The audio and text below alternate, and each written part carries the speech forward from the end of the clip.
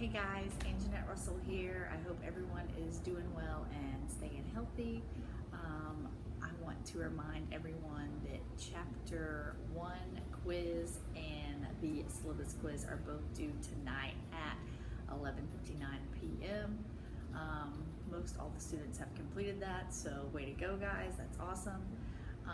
ELC has been set up very nicely by our wonderful TA Bill, and it looks a lot better than anything I could have done, so I want to give a big shout out to him and thank him for everything that he has done to make this course possible.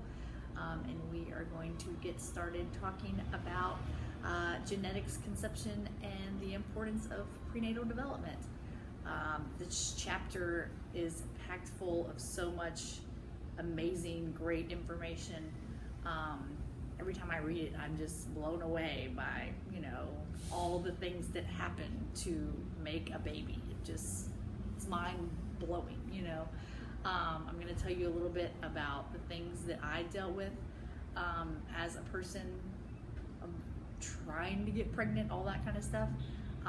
So here we go. I think it is important to talk about the importance of great prenatal care even before getting pregnant.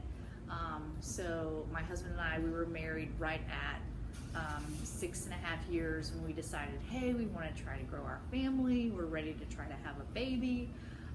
So I had started taking prenatal vitamins before getting off birth control. I took the daily pill once a day in the evening when I brushed my teeth. That's what worked well for me, knowing that it might take some time to get pregnant, and I just wanted to go ahead and have those prenatal vitamins in my system to start working and doing their thing, especially one with a high amount of folic acid in it, because that has so many benefits for an unborn baby. So I was just trying to do the best I could to be as healthy as possible. I've never been a smoker, so that wasn't an issue. I do occasionally enjoy a cold beverage, so I stopped drinking when we were trying to get pregnant, just to try to, be as healthy as possible. People do their own thing. I'm not here to judge. I'm not here to do anything like that. I'm going to tell you a story actually about a friend of mine, and we'll let you know what's going on with them as well. And then also within the PowerPoint, there is an interview with a current assistant teacher, Miss Stephanie Marks, who is pregnant right now. So she tells you a little bit about her story and what it's like to be pregnant during a pandemic. So I knew I wanted to get pregnant, went off the pill, all that was great. I had actually gone to my OBGYN at the time, and I said, hey, what's the best way to get pregnant? And he said, I kid you not, he goes, well, you need to be 16 and in the back of a Mustang. And I'm like, well, I'm 29 and I don't have a Mustang. We have a Trans Am. And he goes, I'm sorry, that's not gonna work. And I was like, crap, I just want to get pregnant. And so is what we did is, I said, I know there's got to be some math involved. Like, I'm good at math, give me the math. And he goes, well, you have your period, right? The first day of your period, and you count the days until the first day of the next period. And he goes, that's your cycle. Sometimes it's 28 days, sometimes it's 32 days. Whatever your cycle is, divide that number by 2, and that's the day that you're ovulating. I was like, okay, good, let's try that.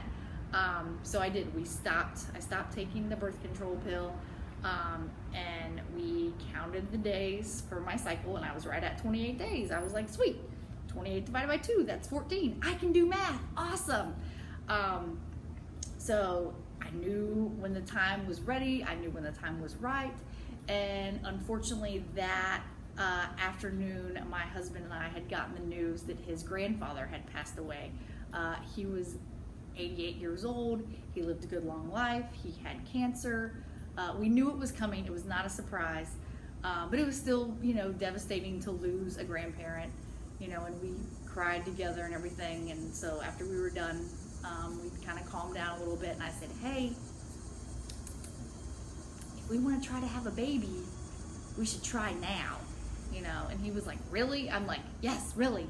And I was like, your grandpa would want us to conceive a baby. So we did. We had sexual intercourse, and afterwards I then propped my legs, so my legs were up in the air, and my feet were down, and so my butt was down here, just trying to help the gravity do everything it could to try to get pregnant. And I sat like that. It was not very comfortable, but I sat like that for a good 30 minutes after we had our sexual intercourse, and we just waited. We were like, okay, now it's a waiting game. And then the thing you always hear about with pregnancy tests, like, oh, take it the next day, take it 2 days later. We waited a good 2 weeks. It was very close to when I should have gotten my period, and we got the pregnancy test and woke up early that morning, and I peed on the stick and it said pregnant. And I was like, I'm so excited. So we laughed together, we cried together. And my husband was like, we're gonna tell everybody. And I was like, no, we're not. We're not gonna tell anybody. And he was like, why? I don't understand. I'm like, you can't do that till we're 3 months along. He was like, are you serious? And I'm like, yes, I am serious. That's the rule. And he was like, says who? I'm like, says me and everyone you talk to, right? And you may or may not have heard of the 3-month rule, but a lot of expectant mothers go by that because there's so many things that can happen in the first 3 months, where women have miscarriages, they lose their baby, and then if they've announced that, hey, we're gonna have a baby, then they have to go and tell all those people, oh, we lost the baby. And that's just something that no one really wants to have to go through, and that type of thing. So he was strong. I made him pinky promise, you know, we're not gonna tell anybody, not even your mom, because his mom has the biggest mouth ever, and she had been bugging us for probably 5 years to have a child. And I was like, we're not ready. We're not ready. We're not ready. So with that being said, don't let anyone, mothers, mother-in-laws, fathers, father-in-laws, sisters, cousins, brothers, anyone try to pressure you into having a baby, right? You know, and your partner know when time is right for you. So I think that's very important, and that needs to be stated. So yeah, we did the whole 3-month thing. It was in the summertime, which was very difficult because what do people do? They have cookouts, they have barbecues, they have pool parties, they have events. So we would go to all these things, and of course people were like, hey, Anjanette, you want a beverage? And I'm like, sure, give it to me in a red Solo cup, right? So I had this red Solo cup that I would carry around, and I would pretend to drink, right? I wouldn't really drink it, and no one could tell because it was in a red Solo cup. So I really think a lot of the hiding of the pregnancy I owe to the red Solo cup, because you can't see through it. People couldn't tell how much I consumed.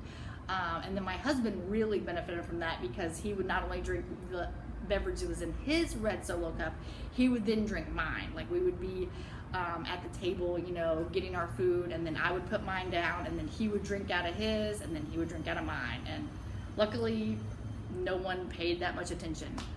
So that was really beneficial. And then when the time was right, we told people, hey, we're having a baby, and they were like, yay! But we wanted to get to that 3-month period, and this was our beautiful ultrasound. Dun, dun, dun, here it is. Whoa, look at that. It's a baby, So the first ultrasound, I did not realize this when we went. We were okay, sorry, I'm gonna go back. I got a little sidetracked, sorry. So, got pregnant, peed on the stick. I called the doctor, right? I had switched my OBGYN, and I had gone with a midwife group here in Athens, which midwives are amazing, amazing, amazing. I'm not gonna try to sell you on them, because to me they sell themselves, but they do phenomenal things. So I called them and I said, hey, you know, I peed on a stick, we're pregnant. And I didn't realize this, but they don't want to see you that day or the next day. They want to wait a good 6 to 8 weeks to see you. And I was like, no, I want to come now. Like, don't you understand I'm pregnant? So that was kind of a shock to the system. So we go in for our appointment, and then they did the intravaginal ultrasound where they have this big, long stick ultrasound wand that they put the gel on it, and then they push it up into your vagina, and that's how they're able to see the baby when you're first pregnant. And I didn't realize that. I didn't know that was to be expected. I'd only seen it, you know, on TV shows where they're like, oh, do it on your belly. Look, there's a baby. Yeah, when the baby's really little, they can't do it through your skin, so they got to go up inside you. So that was a little interesting. But yeah, we had the heartbeat and everything, and we were super excited. And then, so we get to the 3-month checkup, everything looks great. I'm like, okay, Josh, now we can tell people. And of course he was ecstatic, and everyone's like, you're having a baby. So yeah, that was a really beautiful and amazing moment. I continued taking the prenatal vitamins, did not consume any more alcoholic beverages. Like I said, I never smoked, so that was not an issue, but I try to do as much as possible to take good care of myself. There's a lot of things that nutrition-wise that expectant moms need to think about, whereas eating lunch meat, you can't do that. They say you're not supposed to eat ice cream. You can't have Caesar salad dressing. Raw eggs, not that anyone should really eat raw eggs. There's a lot of things that you have to take into consideration when pregnant. You should really limit your amount of tuna that you eat, which really I don't think people should eat tuna because they have a lot of mercury in it anyway, but that's a different topic. But yeah, so I had to get that whole list of stuff and follow their guidelines, and the midwives were really wonderful about walking me through every part of the process. So yeah, that is how we got pregnant with Jacob. And then I'll tell you a little bit about what happened after that, or not Jacob, I'm sorry, how we got pregnant with Rochelle. I'm very sorry about that, how we got pregnant with Rochelle. And then, you know, gave birth to her, everything was great, realized, hey, I don't want her to be an only child like myself. I want her to be the big sibling and have either a little brother or a little sister. So we did the whole thing again. I got my IUD taken out. We were like, okay, counting the days, taking the prenatal vitamins, got pregnant again. Bam, one shot Johnny. That's what they called Josh at the midwife office. It was kind of cute. And he was like, yeah, look at me. So he was very proud about that. Get pregnant again, go in, everything looks great, do the ultrasound, everything's phenomenal. It was right at 9 weeks later, we were actually coming back from a Labor Day weekend. It was a trip we'd gone down to Panama City Beach, Florida. We were coming back home, and I had some blood in my underwear, and I was like, well, that's not normal. Like, what's going on, you know?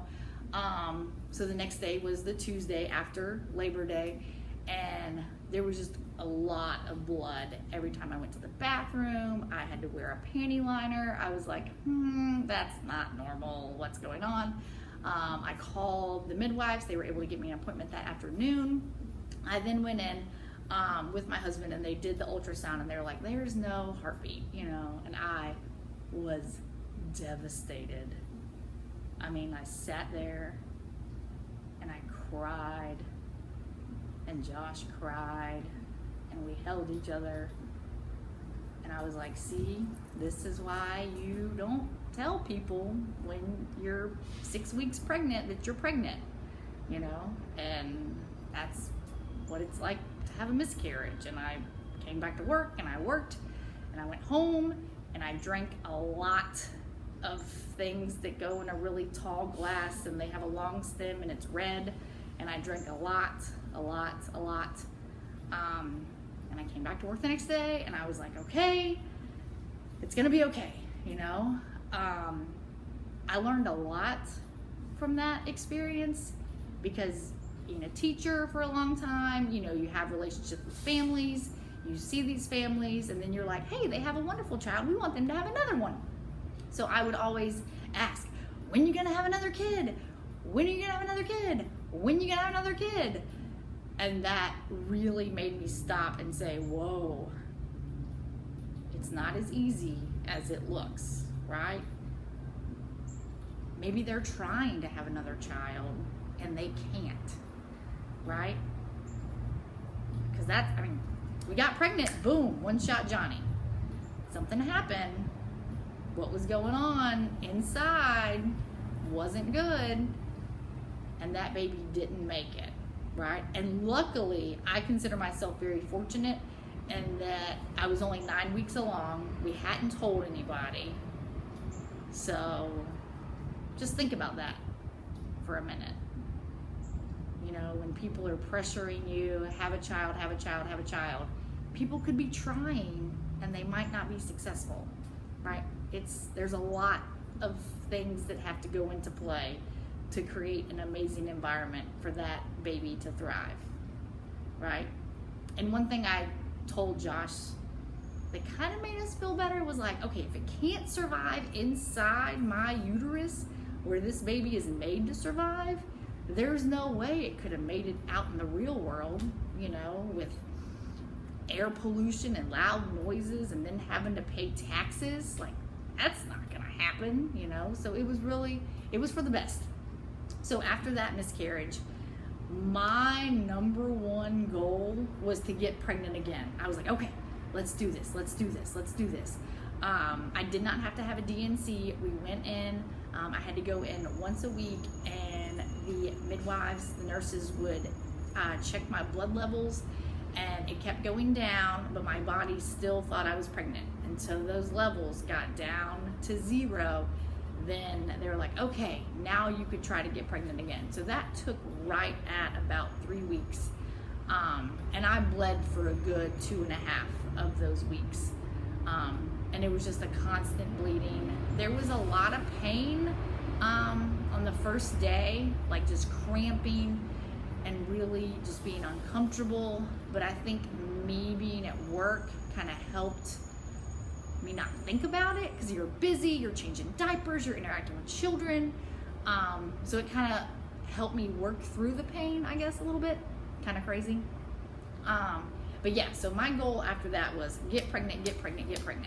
And so I did the thing. We counted the days, we did the math, we tried. You know, I'd go pee on the stick 2 weeks later, not pregnant. Okay, let's try it again. We did the math, we counted the days, we had sexual intercourse, go pee on the stick 2 weeks later, not pregnant. And finally I was just like, there's gotta be a way, right? There's gotta be a way to know when I'm ovulating, because after that miscarriage, my body was all out of whack, and my cycles were going from 26 days to 32 days, and I had no idea as to why, or like, is my cycle ever gonna be normal again, back to the 28 days? And not that 28 days is normal, but that was normal for my body. And so I talked to my friend that I'd had since 7th grade, and I was like, hey, this is what I got going on. And she goes, listen, there are these sticks that you can buy from Amazon that you pee on the stick and it'll tell you if you're ovulating. And it's like a pack of 20 for like $3. I'm like, that is definitely my price range, because I am super thrifty. So we bought the sticks off of Amazon. I peed on them for 3 days in a row, and finally that 3rd day it was like, ding, you're ovulating. And I was like, hey Josh, let's do it. So we did it, same way, same fashion. After we're done, my bottom's down here, legs are up in the air, helping gravity do its thing. 3 weeks later, peed on the stick, and we were pregnant again. And I was like, yay! And it really made me thankful for how easily of a time we had getting pregnant. Where there are families out there that try, couples out there that try for months, years. Some people try for a decade and they're not successful. So just keep that in mind in the back of your head as you work out in the world with children, families, parents, moms, dads, all that. That it's not as easy as some people think that it is. And sometimes you can have a really easy time the first time and not an easy time the next time. So just kind of keep that in mind. But yeah, so got pregnant with Jacob, same rules. We're not gonna tell anybody, top secret. And then we announced, everyone was like, yay, that's exciting. So yeah, there's a lot to be said for taking good care of your body, respecting the environment that your uterus it has. And I mean, my whole belief system is if it's not meant to be, it's not meant to be, and there's something better out there, right? So if the first child that we had after Rochelle would have taken and I hadn't had a miscarriage, then we wouldn't have Jacob Russell. And he is the craziest, rowdiest, loving of trucks, tractors, motorcycles, anything that has wheels. He's obsessed with it, little boy, who secretly thinks he's Spider-Man, right? He's very convinced that his name is Spider-Man and he wants to be called Spider-Man, and everything he touches turns to Spider-Man web. So, I mean, yeah, like that first child after Rochelle would have come along, we wouldn't have him. And I mean, he's a pretty great kid for the most part. He can be a little crazy sometimes, but we love him. So yeah, that's how it is. I also have another story I want to share with you. So my husband, this was probably right at 3 years ago. He was at work and he was like, yeah, my buddy and his girlfriend, like they've been together a long time, but he doesn't know what's going on with his girlfriend. And she's like, you know, not wanting to be active where they're usually really active, and she's just gaining all this weight. And I was like, well, you know, maybe just say, hey, let's go for a walk together, or let's do this together, let's go ride bikes together, something like that, you know. And I was like, because he can't be mean about it. I mean, sometimes some men or women don't have the best way of coming across with talking about sensitive subjects like weight issues, and a lot of people struggle with weight issues here and there in their life, and that's just a part of life, right? And so that next Monday I was like, well, did he ever talk to his girlfriend about like, hey, let's go for a walk, let's try to be active together? He goes, no. Guess what? And I'm like, I don't know. What? He goes, she's pregnant. I'm like, well, that would explain some weight gain. And I was like, okay, well, how far along? 3-4 months? No, she was 7 months along. So they had no idea, and now she's 7 months along pregnant, and she's got 2 months to prepare for this baby to come into the world. And I was like, wow, that's impressive. Like, she didn't feel the baby kicking or moving.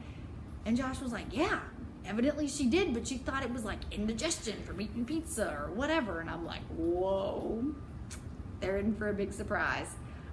So 2 months later, they gave birth to a healthy little baby boy. He'll be 2 years old next month, so that's exciting. And yeah, he is doing great and amazing. And she had very little prenatal care before this, and then didn't really get any prenatal care until 7 months along. And their little boy is happy and healthy and doing great. So it's just amazing how things work out like that. But good prenatal care is very, very important. Talking to your doctor, figuring out what's best for you, taking prenatal vitamins, adding folic acid to your diet, very, very important. I'm trying to think what else. Yeah, this chapter has a lot to touch on. It talked a little bit about genetic testing. So when we were pregnant with Rochelle, we did all the genetic testing. It was covered by our insurance plan.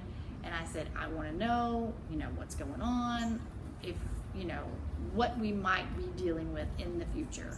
I mean, it's better to know, right? Like if you're going on a road trip and you have a map or a GPS, it's better to know, hey, 5 miles up ahead, we need to turn right, than waiting till you get there and then be like, oh, which way do we go, right? So I just kind of wanted to know. We did all the genetic testing. Everything came back, no genetic issues. So that was nice to just know. Knowledge is power, right? Same with Jacob. I just wanted to know. We did all the genetic testing that our insurance paid for, and we just wanted to know what have we got coming our way. I will say in our ultrasound where we found out that Rochelle was going to be a girl, because we were very sure that she was going to be a boy, because my husband came from a big family of boys, his dad came from a big family of boys, his dad, it was all boys, right? So we're like, that's just what the Russells make, they make boys. And the ultrasound technician was like, and it's a girl. And I kid you not, Josh goes, what are we going to do with a girl? And I looked at him and I was like, we're going to love her just like we would a boy. And he was like, oh yeah, I mean, I know that, but like girls like pretty things and frilly things and all that stuff. And boy, he was right. She's all about necklaces and jewelry and rings and makeup, and she's 7 and she wants the pretty bows in her hair and the accessories and all that stuff. So yeah, that's what we do with a girl. We buy her bows and we love her. So, and then when we found out we were having a boy, Josh was like, yes, someone to help me cut the grass. And he's almost 4 and he is yet to help cut the grass, but he will pick up sticks and put them in his wagon and take them to the backyard, so that's nice. But yeah, having children, it's an amazing thing. It's a wonderful thing. I've tried to limit this to my personal stories because, like I said, there's so much information that you can get from reading the chapter, and then as well as looking into the PowerPoint. There's a lot of information in there as well. And if you would also watch the video, the interview with Stephanie Marks and what it's like to be pregnant during a pandemic, and then there's also the video on conception that is just from YouTube. If you would watch that to kind of get an idea of what all has to happen for this magic to occur. Please let me know if you have any questions or concerns about anything. And then this coming Thursday, so in 2 days, we're going to have a live Zoom meeting where I will tell both of my birthing stories from Rochelle and Jacob, right? So 2 different stories from one uterus.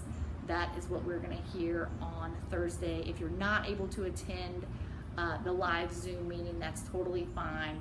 It will be recorded, so you'll be able to enjoy it at your pleasure.